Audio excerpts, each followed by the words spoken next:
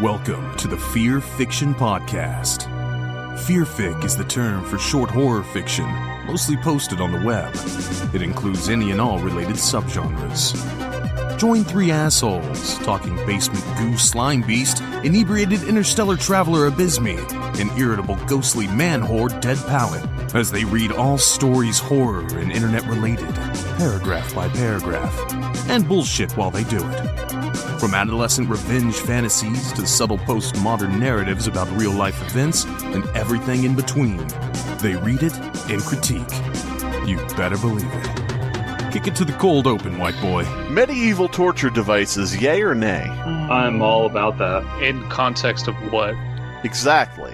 So what do you think, Abysmii, yay or nay? Or aesthetic? Because as someone with a degree in medieval history, I'm tempted to say yes. Okay. So both of you are down with medieval torture devices. Mm-hmm. Yes, I think that we need to bring them back, specifically for the death penalty. Mm-hmm. I don't think anyone should be granted, like, this socialist Marxist idea of a painless guillotine death. No, Right. Like, you need to be punished for your transgression of killing the king's deer. Yep. I say, okay, so what specific crimes would you give what specific penalty? Because I'm thinking, like, let's say, white-collar crime, a little bit of insider trading, tax evasion using shell corporations, whatever. I'd say Brazen Bull. So I was going to say tax evasion, too, and I was actually going to suggest the one where they thumb your screws. Because it's the one where they thumb your screws. Ooh. Screw your thumbs? Wow. Wow. Good job. Hey, baby, I'm gonna thumb your screws. Good. Or they screw your thumbs because it's poetic, because you can't evade that and you can't go anywhere. That's true. Now, I guess the question would be, DP, Abysmii, feel free to, jump in on the answer with this one. Iron Maiden, what would you use that for specifically? If you had to pick, like, one crime. Bullying. Bullying. You guys are cool. Don't come to the medieval torture dungeon tomorrow. Oh, I would say racisms, committing racisms. Now, if you have a racist hate crime and somebody's convicted of it, because let's be honest, let's be clear here, we want people fairly tried and convicted. Mm-hmm. Always convicted in every case, fairly. But, would you put a racist in an Iron Maiden made to look like the race they hate? Yes. Yeah, that makes sense. Absolutely. That fits the crime. What wouldn't fit the crime, though, is if you're racist, you don't want to tar and feather them, obviously. Yeah, they would just enjoy that. They would go on to hold public office in Canada, yeah. What if you're self-hating, though? I mean, they would have one for every race, so, you just would go in your own. Yeah, but would you still do that, or you do something else? Would there be a more appropriate torture for that? The Iron Maiden would be made to look like yourself. Ooh, on the inside, so when it's closing in on you, you see yourself. Okay, now this is just an episode of Black Mirror. Closing you in an Iron Maiden of yourself. If it was Black Mirror, it'd be like, but the Iron Maiden is made of spectral digital information, and it's uploaded to. I don't like that. I don't like Black Mirror. Like, it's a very solid sci-fi show in many a way, but something about it is just so gratuitous to me. I say there, Grunda, down in the dungeon. Yes, Grunda, where have you put that racist that we caught? I put him into the spectral information Iron Maiden. Good. I see, yes. I'm about to run torture.exe. Yes. The truth is, I just don't like British people. Yeah. Neither does Paprika. Surprise. And one of her favorite phrases is, well, they have English face. English face. Which, very uncomfortable for myself and all of my British friends. All the British people are just like, oi, I'm British. I'm just like, you don't actually talk like that. Start speaking real. Mm-hmm. Start speaking American. Learn American or get out. We're already not in America. Good. So, Abysmii, did you just try to slyly pull the I have British friends card on us? I can't possibly be racist, I have British friends. Can you be racist against the British? Yes. What if it's a black British person? Yes. Oh, dumbass. I'm racist against all British people unless they're black. Yeah, there you go. Oh, God. Yeah, the race of British. So, speaking of British people, speaking of racism, where are we going today for our story? r/creepypasta. We're mods there. Yeah, we are. We're mods. We, basically we took over r/creepypasta. We, put some noodles in the background and that's about it. That's about it. Yeah. And, I give it a 7 out of 10. Mm-hmm. So what story is this? Who is it by? What's it about? How does it end? It Only Comes When I'm Drinking by Mr. Charms 505. Yes, but what's the story? Get Dab. It? You just got him. Yeah. Yeah. I mean, exactly. Here's the thing. I'm not going to be the one to read the opening sentence. So, which is a crime, but whatever.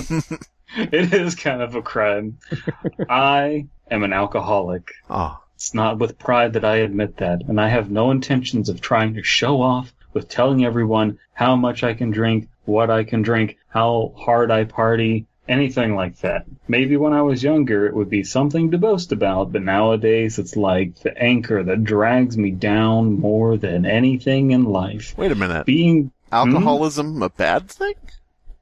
I don't know where it's coming from here. Weird.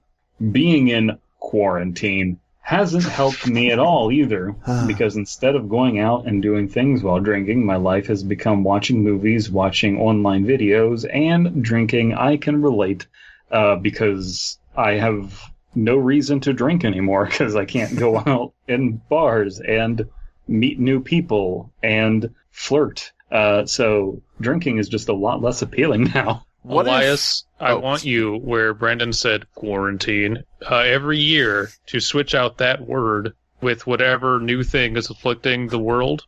So, being in Trump's America, for example.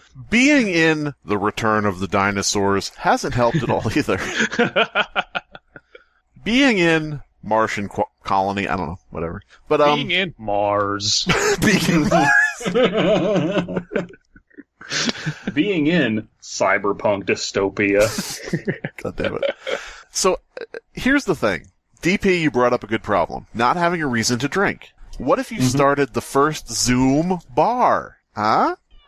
I've been thinking about, having a bar night in my Discord, but I just can't figure out, what I would do exactly. I think it would be fun to invite everyone into a chat room and then play music really loudly, so everyone has to yell into the mic to get into like you have to do at a bar where you yell into a person's ear. What? It's called Zoom Happy Hour, and I've done it several times. So you basically retroactively stole Dead Pellet's idea. Well, I didn't come up with it, but I have attended it. Yeah, I know you didn't come up with it. You stole it from Dead Pellet. How about you attend AA, alcoholic? I can't. We're in quarantine. There's no social distancing allowed at the fucking VFW. Welcome to Zoom AA. I assure you, this is a bottle of water that I have here. So just... No, okay, so put down that drink. No. Make me. Don't.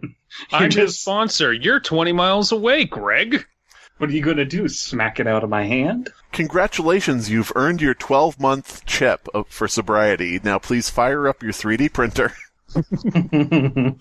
But I think that's all going to end very soon. I've tried all the usual things people tell you to do for drinking problems. Tried going to AA, but the religious aspect sort of turned me off. If it isn't an issue for you, more power to you, but it just doesn't work for me. Surprise, an atheist Redditor. Okay, go ahead. Atheism. I went and saw a therapist for a little while before it got too expensive to see one. I'll admit, for a little while I felt better about myself and thought I might be able to give up drinking. Wasn't in the cards, though. For a time, I thought that there was nothing powerful enough to get me to stop drinking. I never counted on fear. All right. I already kind of like this. All right. Yeah. This is an interesting premise. All right. Yeah, this is in a good place. I think we're doing good so far. About a month ago, a tall, thin man in a suit with no face hit me with a bottle of alcohol. Oh. About a month ago was when it started visiting me. Oh, I wasn't too far off, let's say. Oh! Sometimes it shows up when I'm so drunk I can barely keep my eyes open. I call him Mr. Fuzzy. Oh. And I pass out before my mind can fully comprehend that it's there. That's a deep cut. Sometimes I'll take the first sip from a can of beer, or the first shot of the night, and I'll notice it right away. It's never been in the same place twice. Sometimes outside my house, sometimes inside. I don't know how it gets in. I've spent a pretty penny on sealing up every crack, nailing down every loose floorboard, locking every door and window, and that doesn't seem to stop it. The worst thing is that I'm pretty sure what it wants, and it isn't good. I shut every door and every window, and it just meows and meows and meows to be let back in. Yep. Meow. This reminds me of that scene in Constantine where the alcoholic priest is trying to drink and can't, and there's a demon stalking him. Yeah. That was a really cool scene. It's a shame that it was in that movie. That movie is such a guilty pleasure for me. I enjoy it. I also remember nothing from it. You know what I most remember from Constantine is... Shia LaBeouf getting his ass beat. No, I didn't even remember he was in that. But what I most remember is Keanu Reeves laying on the floor with the lady who played the Ancient One from Doctor Strange. Yep. She's an angel, and she lands on Earth and puts her bare foot over his mouth, because my thought was, somebody just likes feet. Somebody in this production likes feet. Yep. Dan Schneider, how'd you get on the set? I was summoned. Blah, blah, blah, blah. It's perfectly okay to go blah, blah, blah, blah. He is an awful human being. I like the idea of demons that you summon just being like Dan Schneider, just being like, show me your feet. And you're like, oh, this is actually more uncomfortable than I thought. Do I have to? I will help you quit drinking. Just let me sniff your feet. It's just like, okay, fine, I'll stop. I'll stop drinking by my own volition. My work is done here. There you go. Yeah, that works. Have you guys seen Shia LaBeouf getting arrested for being drunk in public? No. It is some of the best footage imaginable. He's just throwing out hard R after hard R. Oof. It's incredible. There's body cam footage up. Yeah. Which hard R? A hard R at the beginning or a hard R at the end? The hard R at the end. Oh, damn. Oh, no. He's calling all of the people arresting him cucks, and it's great footage. He is just wiling out, and like it's just from the perspective of the officer's body cam, and then like one officer pulls the other aside and it's like, hey, he's famous, just like literally don't say anything, because he just knows like, okay, if you don't say anything, this footage is going to go out there and it's going to be hilarious. Damn. I recommend it to everyone. It's so great. He is a legitimately awful person. Anyway, so Dan Schneider and Shia LaBeouf, let's just keep going through. We're going to play DP's list of awful people. Dan tonight. Schneider will not divide us, but yes. Those are two of the horsemen of the apocalypse. Let's see who else comes up. Oh, God. Yeah. Well, zibbity bobbity, it's me, the third horseman of the apocalypse. Oh, it's two rapists and a jackass. Two rapists and a jackass. Coming this fall to ABC. Family. Okay, Brandon. Like I said, the first time this thing came to me was around a month ago.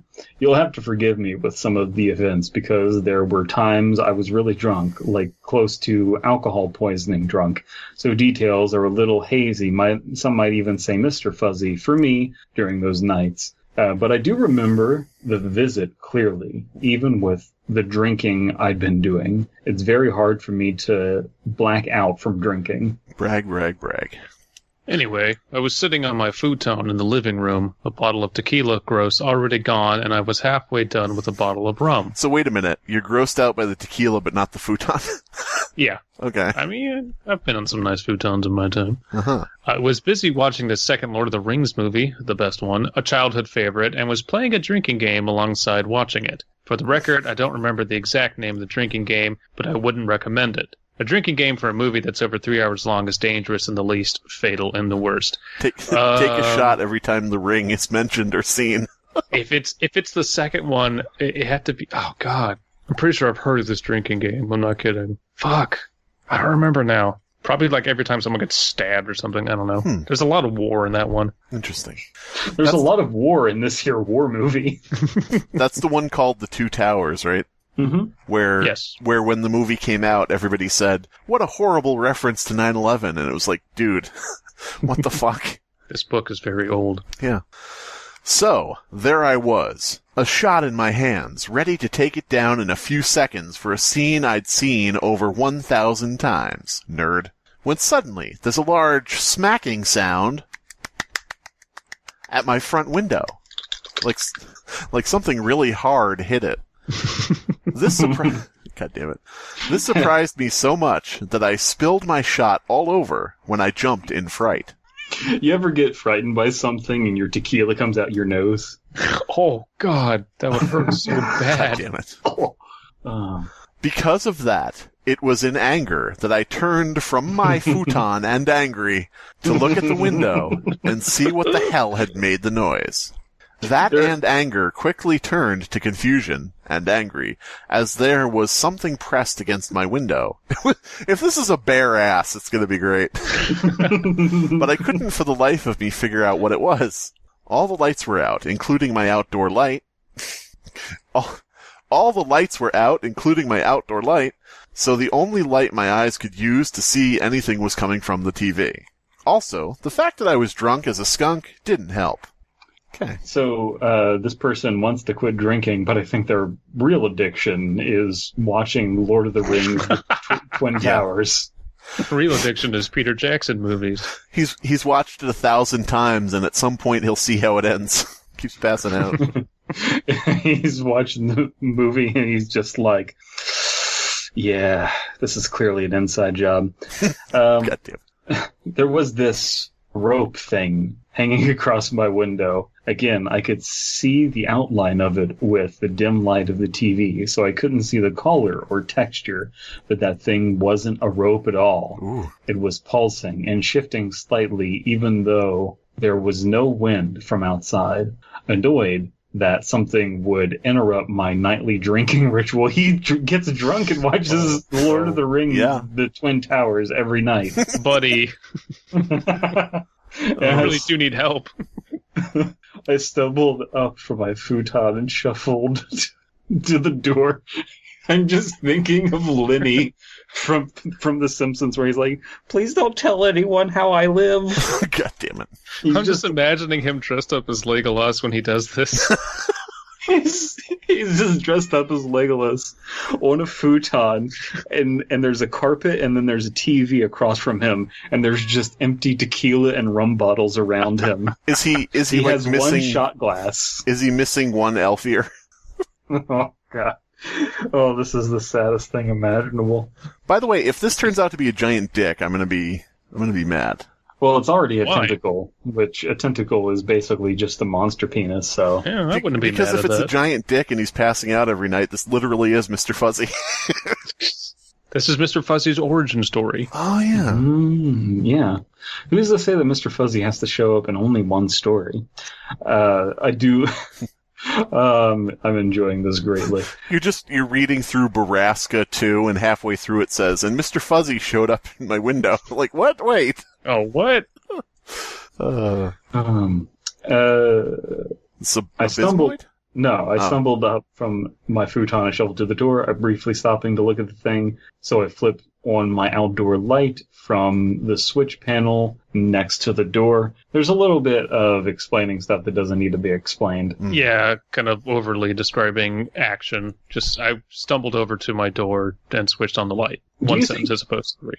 Do you think that he keeps watching The Lord of the Rings, The Twin Towers, because that's the only DVD he has? Yes. I think he can't afford any other DVDs because of how much he spends on tequila and rum. I think he pays to rent it from Amazon, like, every time. Just doesn't remember that he's rented it. Yeah. because he's never finished it, he always just goes, "Oh, I should really finish that movie." Rent. I wonder whatever happens to that little Frobo. He's barely in this movie. I don't get it. Something about a deep helm? I don't know. And Gandalf dies and he comes back. Oh, stupid. How deep in this tequila bottle, am I right, folks? Is Gandalf coming back, or is this just me watching the same scene again? I don't understand. Wait, Gandalf died? When did that happen? The movie keeps skipping and going back some. It's a scratch DVD. The real story here is the haunted Lord of the Rings 2 DVD. Guys, we're burying the lead. This is a very important story about fighting alcoholism when we were destroying it unfairly. As soon as the light came on, there was a suddenly rush of movement with a squelching, slimy sound accompanying it. With surprise, I quickly turned my head back to the window, and there was nothing there that I could see. I blinked a few times in confusion, trying to clear the fog in my head so that I could accurately assess what had just happened. The grip of alcohol was too strong for me, though, and I ended up just making some excuse of a branch or something, stumbled back to my couch, and continued watching The Two Towers of the Lord of the Rings. God damn it. Events like this happened for the first week. I would be helms deep into drinking. I would be deep into drinking.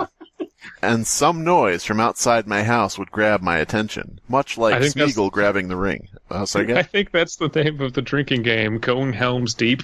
There you go. Something would slam against a wall, or there would be violent shaking of my front or back door. This is just a monster called HouseFucker. The HouseFucker. That would double. Double. Draw a creature, basically like Siren Head, but I don't know what its head would be. Its head is like... Okay, wait. So you're talking about a being that is bigger than a house, right? Yes, right. That can fuck a house? Yes, and enjoys fucking houses. Could it just not be Clifford the Big Red Dog? Double. Draw Clifford the Big Red Dog fucking a house. No. Make it the house from Monster House, and make sure that there is definitely consent visual in the picture. Oh, God. The Monster House is just giving a thumbs up. Yes! There's a speech bubble that says, I enthusiastically consent to getting this big red knot. And just draw Abysmii, like, down, like, the size of an ant next to the house, and just have a little word balloon over his head saying, still illegal. This is not the side of Rule 34 I wanted this conversation to end up on. You're on the wrong side of history, the wrong side of Rule 34, I don't know. And the wrong side of the law. Yeah. Something would slam against the wall, and there would be violent shaking of my front or back door. HouseFucker is giving it to your back door. I'm sorry, again? Well, isn't there every chance that it's shivering? That's true. It took a while, but it finally found the doorbell and was pressing it repeatedly. Took an inordinately long time to find it, though. I don't know. It was Sir, really I'm with small. Amazon. I have your boxes of the Two Towers. Sir, please stop ordering Two Towers. Please. So this person writes this story, and then there's just another companion story where it's just like, I work for Amazon and I deliver a copy of Lord of the Rings, The Two Towers. Every week to a haunted house. Sir, Here's I have my your story. packages here. I just need you to sign for them. Are these my Two Towers DVDs? Yes, sir, they are. I believe so. All right, I'll sign here. Sir, what is that? What's going on? It's the HouseFucker. Don't look at it.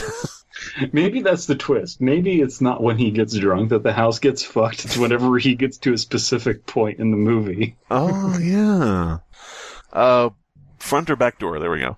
Once I heard something shattering, the hymen, and in the morning found that the outside light next to my back door had been broken. Yeah. Yet, with all that happening, I never saw anything. At least, I don't remember seeing anything.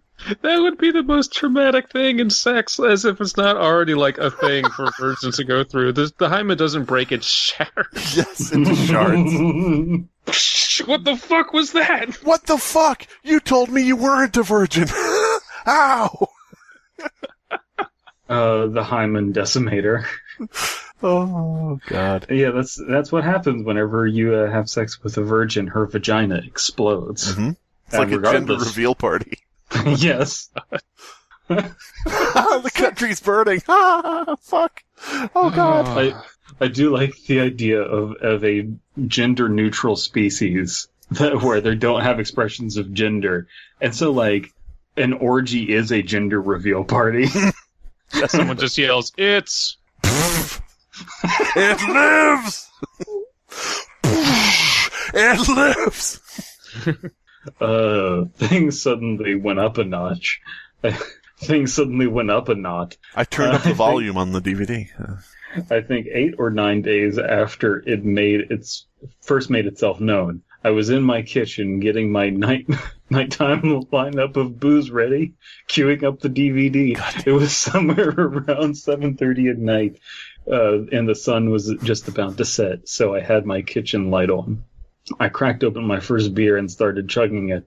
I had my head tilted back all the way as I was chugging, but my eyes were wandering around the kitchen aimlessly, trying to find something interesting to look at. When they scanned... That's such a weird thing to say. I'm just in my kitchen looking for something to look at. Yeah. My Funko Pops, yes. Oh, my Legolas Funko Pop. And my other Legolas Funko Pop. My thousands of Legolas Funko Pops. Oh. This is the best compulsion. It's the weirdest obsession. Bill, have you ever considered, now there's nothing wrong with this, but have you ever considered you might just be gay? You're a little obsessed with Legolas. I don't know. It's not that I'm attracted to Legolas, it's that I want to be Legolas and also, as Legolas, have sex with him. There you go. When they scanned across my kitchen window, I ended up coughing at sputtering? It's supposed to be I think. Yeah. Oh, coughing and sputtering from the thing I saw there. Do you think it was Legolas? I knew if I drank enough, he would appear. Oh, how does Legolas speak? I don't know. I'll just do a British accent. I've gotten your letters. You're not far off. Dear Legolas, why haven't you answered my letters? This is Stan. It's Legolas, but to spell like ass on the end. Do you think, if this is the HouseFucker, do you think that, like, at one point in the year, there's, like, a rumbling in the chimney, and he's like, oh, it must be its birthday. It's getting a blowjob. Yeah. And explodes confetti. It was the same Something rope put thing. out the fire. I don't understand. It was the same rope thing I had a distant memory of seeing on my front window. Now in light of both sobriety and... You just chugged a beer. Whatever. Well, I mean, like, if you chug a beer, it's going to take a moment. He just chugged it, so it's going to take a moment. Yeah, I wasn't clear on how much time had passed. That's fair. Now, in light of both sobriety and my kitchen overhead, I could clearly see this thing was not a rope. It was a dark purple rope. Now, a dark purple, dark enough that it could blend into the night effortlessly. Suction cups, it is a tentacle, were along the entire length of it, with each little cup armed with needle-like teeth. I had a goddamn tentacle hanging across the outside of my kitchen window. Martha, get the shotgun. As it turned out, while I was watching The Two Towers for the millionth time, a fog had rolled in, a mist, as it were, and there were creatures out in the mist outside my house. The Mist, everybody, the movie, The Mist, yes, the anybody, movie, the movie, the book, The Mist. It is a good movie. The Mist, everybody. The Mist. Have you missed it? With that one. My eyes weren't on it for long, though, as the shock of seeing this thing was the cause of the stopping my chugging and my coughing fit afterwards. He sees it and he was shocked. Oh my god, it's so big. Yeah. When I finally calmed down enough to get my wits again, I looked back to the window and there was nothing there. That didn't satisfy me, though, and I immediately lost my erection. And grabbing a flashlight, and turning on all my outside lights, I exited the front door and made my way to the side of the house where my kitchen window was, determined to find some evidence of whatever that thing was presence. Why? Things should be possessive things. Yes. That's absolutely. It's a bad sentence, but why would you go investigate this? I feel like the story kind of got away from I'm an alcoholic, but that's not the problem, to just kind of your generic, oh my god, there's a monster. By the way, I'm an alcoholic, but that's not the problem, would be the no sleep title of the story. Yeah. There is the question, though, of like, okay, he's not drunk right now, though. Like, he had a beer, and he's an alcoholic. So that's a beer in the belly of an alcoholic. Right. This person isn't drunk, and the monsters come. Yeah, and we have to get to him being afraid to make him stop drinking. So shouldn't something happen whilst he's drunk, and then he stops drinking after that? We'll see. I don't know. I mean, we're worried about him, whether or not he should go investigating this, but we don't know for sure if there's a long-standing issue of the neighbor kids throwing octopi at his house. So, I mean, I also thought maybe this story would kind of straddle the line between, is there really a creature, or is he just hallucinating because of his alcoholism? But now that can't happen because he's only had the one beer. And also, alcohol doesn't make you hallucinate. Well, a Dumbo taught us differently, my friend. you mixed absinthe and Goldschlager, and yeah, you may see some shit. But absinthe has wormwood in it, which does have. Well, that is not the hallucinogenic property. That is if you do improper distilling methods and get copper sulfate in it. Listen to Abysmii. He knows if you mix absinthe with some MDMA, some LSD, some meth, you might start seeing some things. I was back in late 1800s France when it was all the rage. I know what I'm talking about. What, meth? Yes. French meth salons. They were all the rage. How do you think that dude built that fucking tower, dude? That Eiffel Tower. I'm going to put tons of fucking iron together. I am German and I'm going to build the Eiffel Tower. Fuck you. That's the alternate history is Germany wins. And they win World War II, and then they just rewrite the French history books. And then great Hitler erected the Eiffel Tower, the Tour Eiffel. Anyway, you were just showing off our fucking French dicks. Yep. Nothing. Not a blade of grass was out of place. No slime or fingerprints on the wall or the window itself. From the window to the wall, there were no slime or fingerprints. There was nothing to prove this thing had been there. I continued to look around in vain, trying to convince myself that there had been something there. No matter how hard I looked, I couldn't find a single thing out of order. With resignation. That was a great sound. That was, for anybody wondering, that was the sound of Brandon vomiting in rage. Into his own mouth. I did have a little bit of acid reflux. I have no idea where that came from. Now, Mr. That's what Patrick. it sounded like. I've been there. I need a...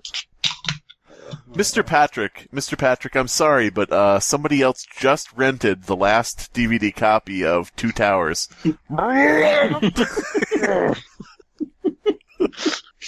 What the fuck am I gonna do tonight? He's just in a Blockbuster, like the last Blockbuster in existence.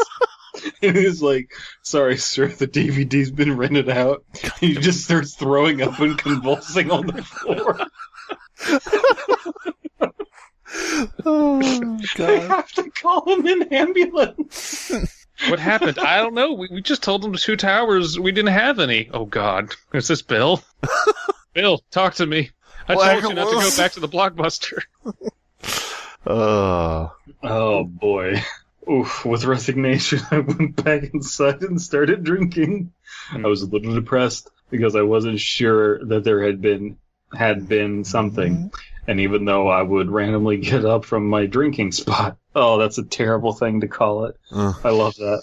And trying as stealthily as I could to check all the windows, nothing was ever there. This would be the most comedic thing. Someone drinking and then, when you're drunk and you think you're being quiet, but you're really not. That would just be wonderful. I snuck out the back door, kicking over a pile of pans I had, for some reason, left on the porch. "Oh, shit!" I screamed quietly. Quick, back to the drinking spot. Jesus. Now I'm picturing Hunter S. Tubbs and back to the drinking spot. There's just like a giant, 2-inch thick shag carpet, and there's just one indentation the shape of his ass on the floor. Bottles strewn about. The tentacle sightings went on for a couple days. Boy, that's a sentence I never thought I would say out loud. It actually got me to reduce my drinking somewhat, as I wanted my wits about me to see if I could more easily catch sight of the tentacle. Twice, I swear, I almost made it outside quick enough to catch the thing, but it would always be gone before I could get out to the spot I saw it in. It was almost fun, like a game I was playing with something. It would tease me with its presence, challenging me to react fast enough to catch it in the act. This is getting slightly erotic. All fun and games went out the window, though, when it decided to show its face. So basically, he went to AA, quit. He went to a therapist, quit. His AA sponsor and his therapist got together and said, "You thinking what I'm thinking?" The other one said, "Tentacle?" And they said, "Tentacle." They just nodded and, music started playing. There was a montage of them going around to Halloween shops, trying to find. God, I would love his therapist's notepad. A weird obsession, Lord of the Rings. What? Inexplicable. This whole thing has just been an exercise, and them trying to get him to understand. No. Your drinking is fine. You've got to stop watching this movie. Do you think that maybe the therapist had never heard of Lord of the Rings, and so there's just notes like Legolas equals imaginary friend ? Elf, ring, volcano, metaphor for something? There's a note there where it says, thinks gnomes responsible for 9/11 ? Anyway. And you're saying that we can return to the two towers, is what you're saying? Yeah. We can re-erect them, or... Yeah, absolutely. He's just... He's laying down on the armoire, and he's drinking at the same time. He's like, anyway, I need to quit drinking, yeah. Dipping into my ever-decreasing savings, I bought a couple of hidden cameras and set them to record Two Towers when I was watching it. This way I'd have multiple copies.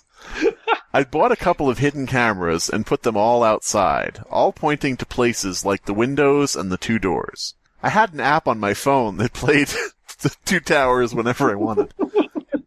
I had an app on my phone. Fuck. He's never seen the first movie. Yes. He's only never seen this part. Oh, God. I had an app on my phone that allowed me to access them at any time and watch them live, so I did just that. All throughout my drinking, I kept my eyes on my phone, watching the 5 little screens, intent on capturing the same movie at different times. Yeah. He has 5 televisions playing the movie at different times in the movie. He's watching them all together on one little screen. Watching the 5 little screens, intent on capturing this thing on footage, and maybe faking it out so that I could see it with my own eyes.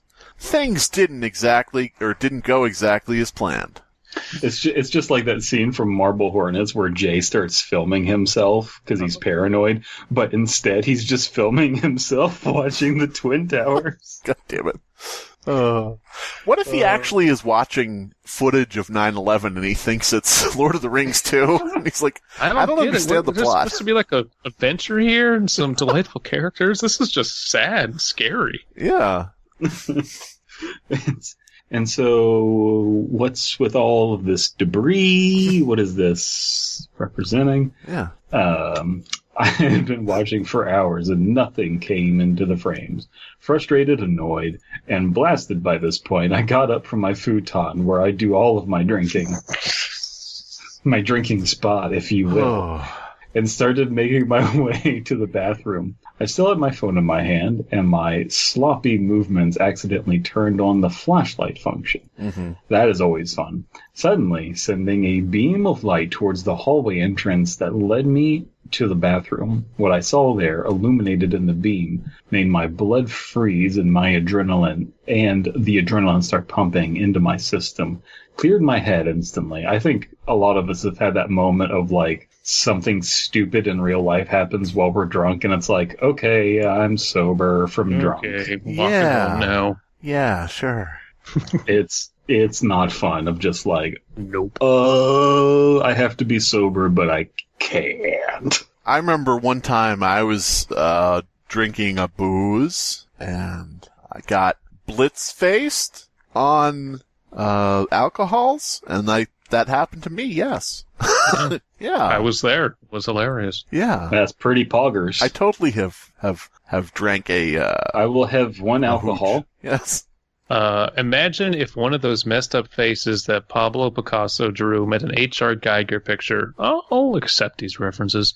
They had a one-night stand, and this thing was the result of it. It was a huge head peeking around the corner, staring at me. So it's basically a xenomorph, but its head is a clock? Yeah, it's like a xenomorph without appendages, maybe. The head that housed the face was long and oval, kind of like that's Dolly. Fuck. Okay, never mind. Go ahead. Yeah. Strong, surreal. Well, I guess Picasso wasn't a surrealist painter. It was a xenomorph with one ear. Okay, there. Let's Van Gogh. Oh. And it represented the bombing of Guernica. The head that housed the face was long and oval, kind of like a squash the size of a man's torso. Disturbing purple skin covered it. At least I think it was skin, because I could clearly see many veins and arteries pumping some gray and black should be goo, through them. But its face, dear God, its face. One huge eye was situated in the middle of it, all with vertical eyelids. Where human eyes are white, there was red. Then there was no iris, just a triangular pupil. Slits covered the entire thing, and I'm guessing that those slits are where it smells from. Or maybe it uses the pits to sense heat, like a snake. I don't know. There was no hair at all, and seemingly no mouth. But then, when the light from my phone hit that enormous pupil that had been staring right at me for God knows how long, it closed its eye, and a mouth located where a person usually has their ears opened up and hissed in pain. That was a lot. It's a unique creature design, at least. It's not a tall man in a suit or a Wendigo, I guess. True, it also just kind of feels like the creatures from... what was that movie? Five Nights at Freddy's, yeah. Purple Day. Where they can't make noise. Oh, goddamn. Mimes? France? God damn it. French Mimes. Bird Box. No. Kind of like the... Quiet Place. Quiet Place, damn thank it, you. why'd you give the answer? Quiet Place, which was far too loud of a movie, by the way. I thought we were doing something else. Anyway, point is, I don't think they should have name-dropped H.R. Geiger. I don't mind it. It just kind of went on too long, and then it just, I don't know. Brevity is the soul of wit. We can all agree there was good stuff in there, and then there was not so good stuff in there. Yeah. And it gets lost in the not so good stuff. Here's the thing. I think we would be more forgiving, for those of us who aren't forgiving of it, I think we would be more forgiving of the H.R. Geiger reference if we note the fact that it didn't say, it looked like an alien from the movie Aliens. You know, at least they avoided that. Yeah, that's why I'm okay. Yeah. Like, if someone's really grasping for words, I don't know, like Picasso and H.R. Geiger paintings had a baby. And you could have just stopped there, because then we could have kind of filled it in with our imagination. But then we just continued to be like, it has veins with black goo and slits where ears should be. And it just, I don't know, cascades. It looked like Venom from Spider-Man, but if the Venom symbiote suit was on Purple Guy from Five Nights at Freddy's. And, like, no. It ran around saying, hello! Hello! Hello! Hello, we're trying to contact you. Yes. It was like Venom, but he was wrapped around a xenomorph. Yeah. So, This is me now? Yeah. Ah.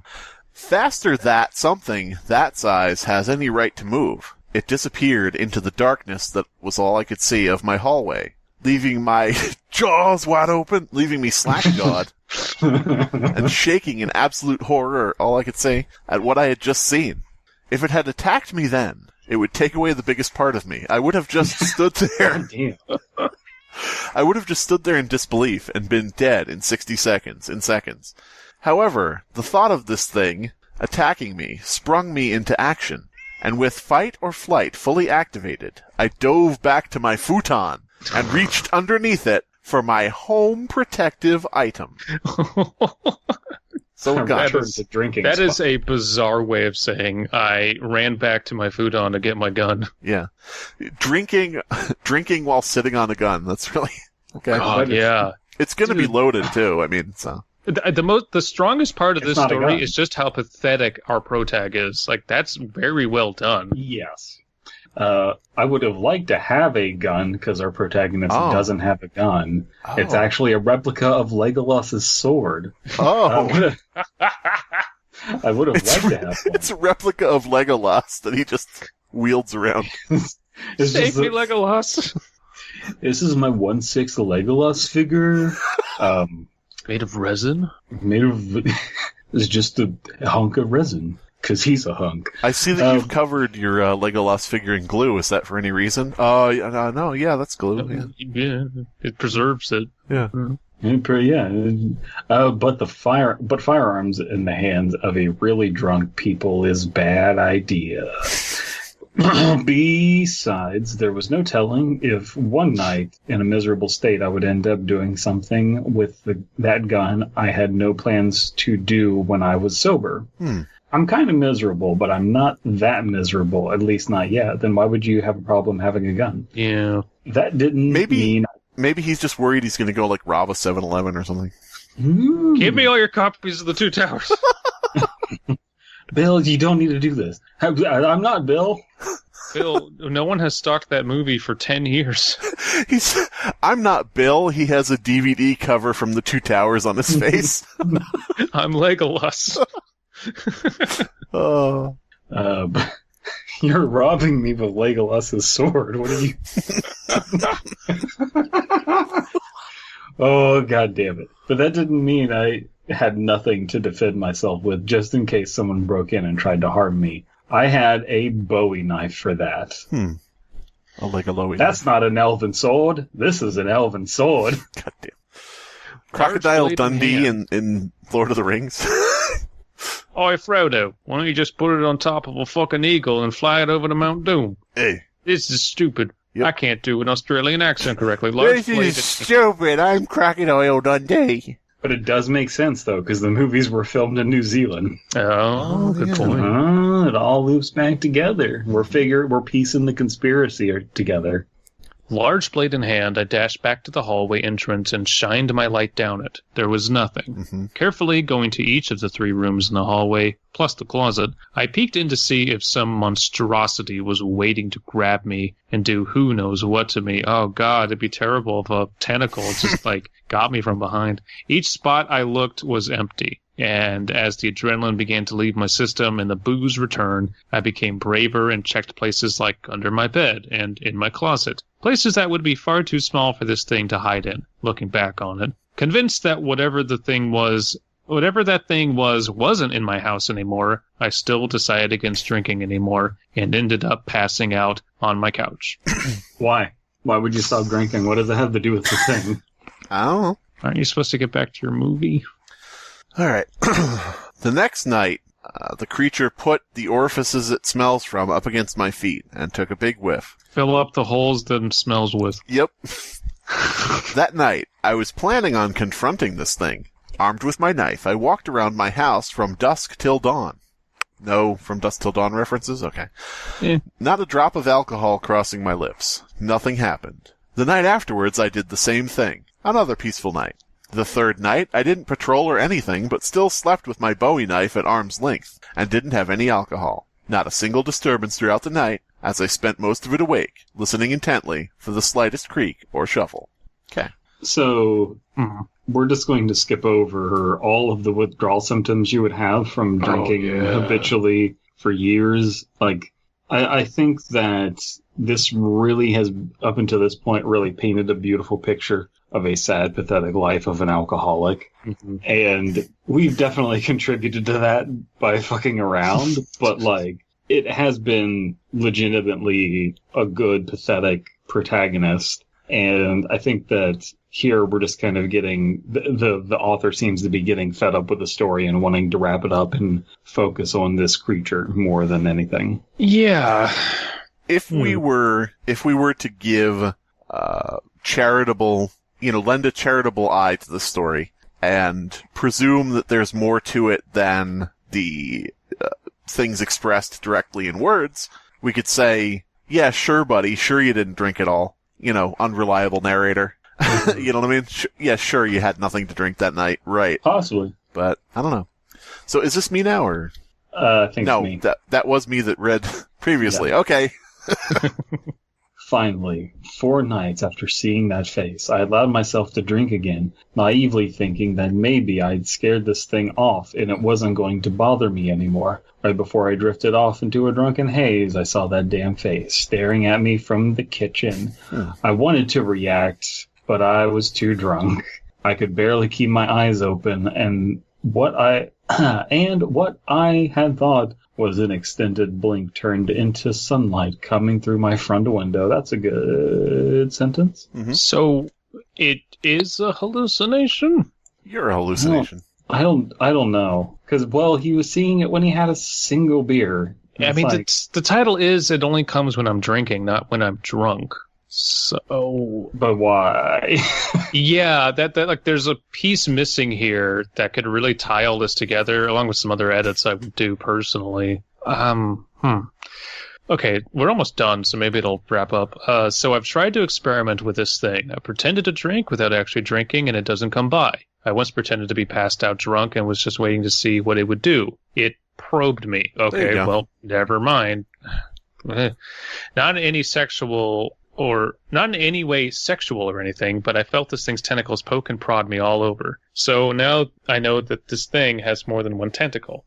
The tentacles are probably its limbs, and it's interested in my body. How do you know it's not sexual? Maybe it gets off on poking your armpits and poking your belly button and putting a tentacle up your nose. Totally touched this human's shin. It was so erotic. Hey, yeah, Jimmy, you'll never believe what I did on Earth. I totally got to 17th base. Totally got behind the kneecap. Yeah. So, since that night, I haven't been drinking, and it's been hell. Whatever you hear about the withdrawal symptoms of alcohol, you didn't stop drinking before, you lying narrator. About the withdrawal symptoms of alcohol, I can guarantee you that experiencing them is worse. It's been so bad that Abysmii DP, can you verify that withdrawals from heavy drinking are bad? Personally? No, because I'm not an alcoholic.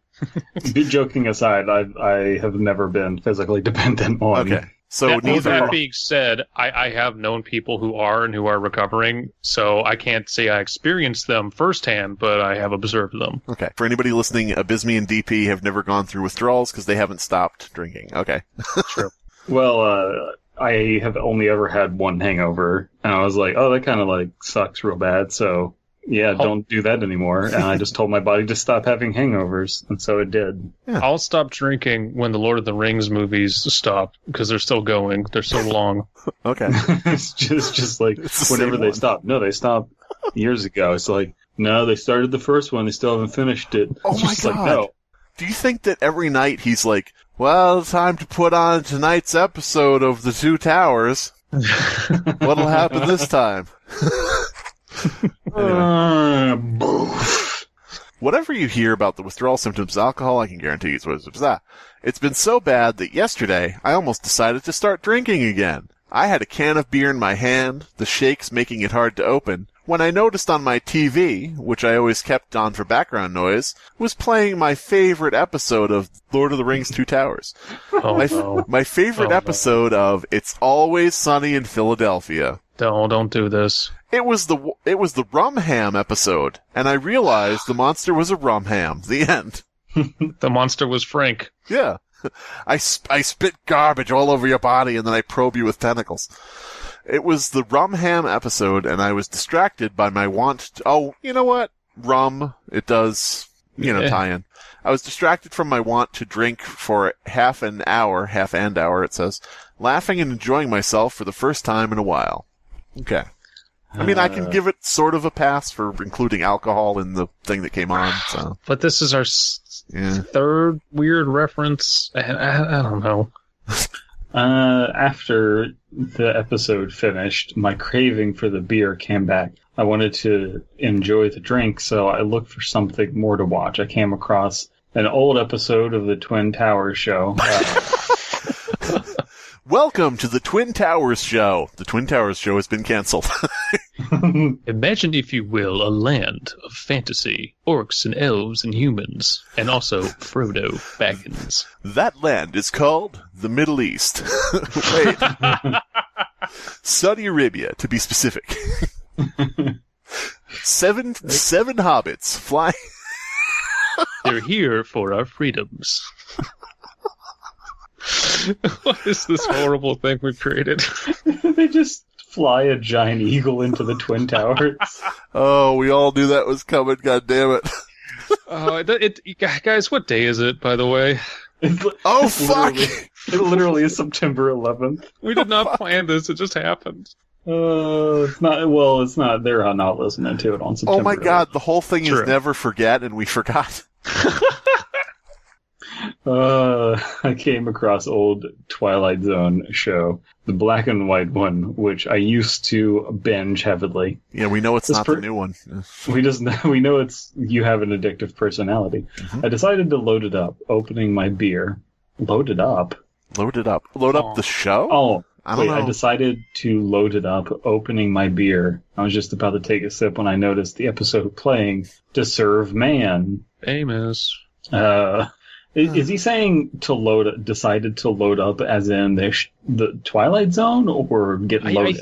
I can't tell if he's on cable or if he's just going through Amazon Prime. I really can't. Because if he's going through Prime, that would make more sense. This happens, this specifically says, now that we're in the pandemic, it's been harder to, blah, blah, blah. So this is modern. Yeah. He's, watching it streaming, so.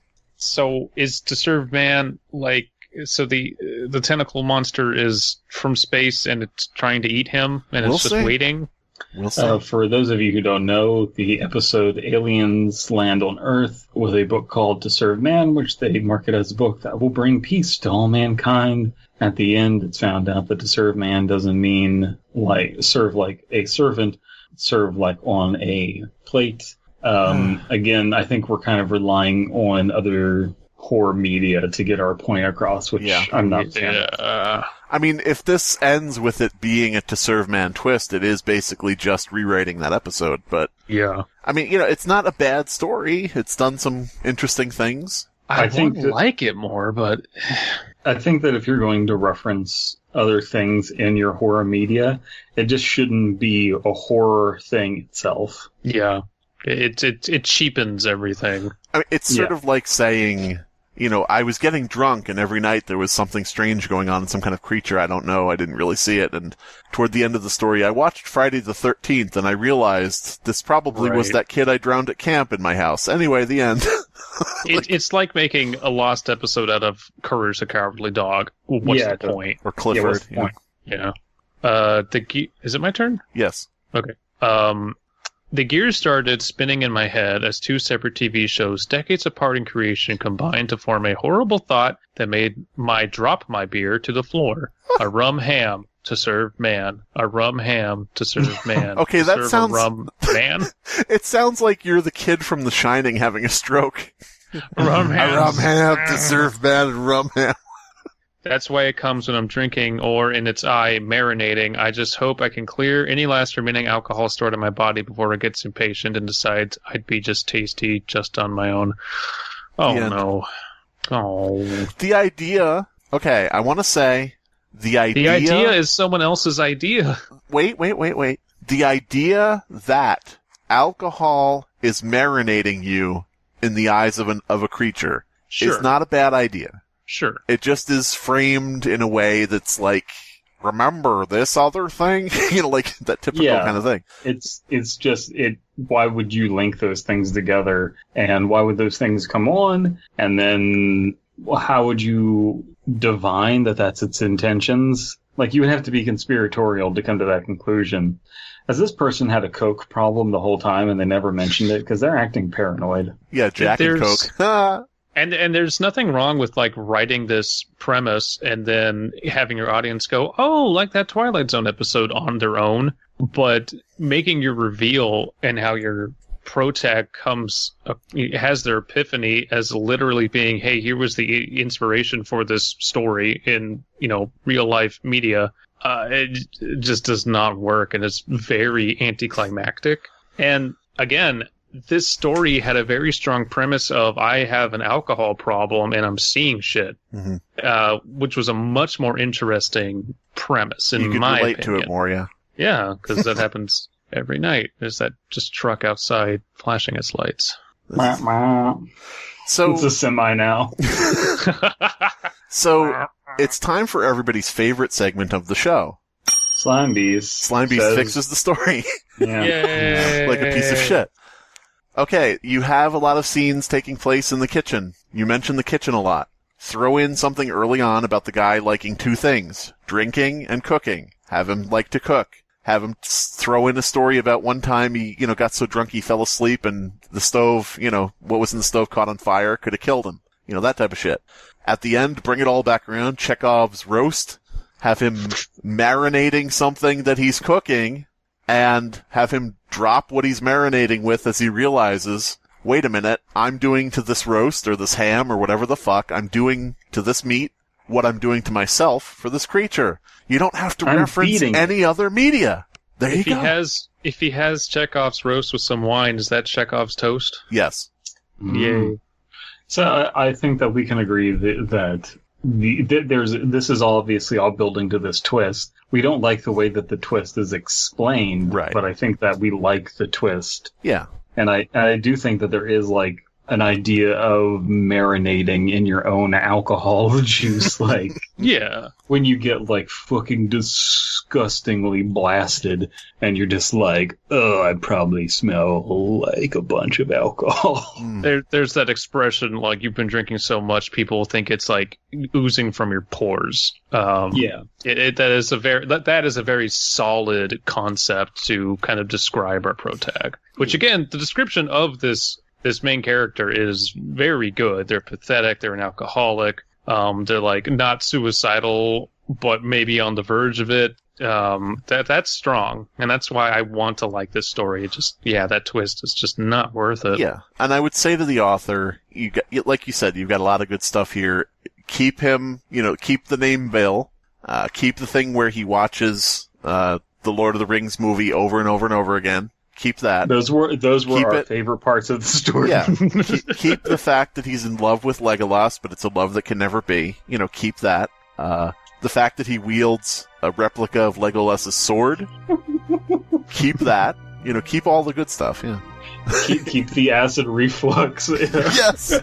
Keep the fact that if when he goes to the last blockbuster, if Lord of the Rings 2 is rented and he can't have it, he throws up everywhere. Just keep all that, yeah. It's like really foamy puke as well. God. It's just pure alcohol. Yeah. Oh, I've thrown that up before. Not fun. This has been the Fear Fiction Podcast. Your hosts are Abysmii, Dead Palette, and Slimebeast. Music by Abysmii. Art by C.F. Comer. Voiceover by Atticus Jackson. Edited by Elias the Intern. Subscribe to Fearfic on YouTube to stay up to date on new episodes. Dexter Lashfield has been forcibly removed from his position at a private investment firm due to differences with state and local authority. So he's back, giving advice to young entrepreneurs. The media is really focused on taking me down, but I'm not going to evade their questions about the Golden Corral incident.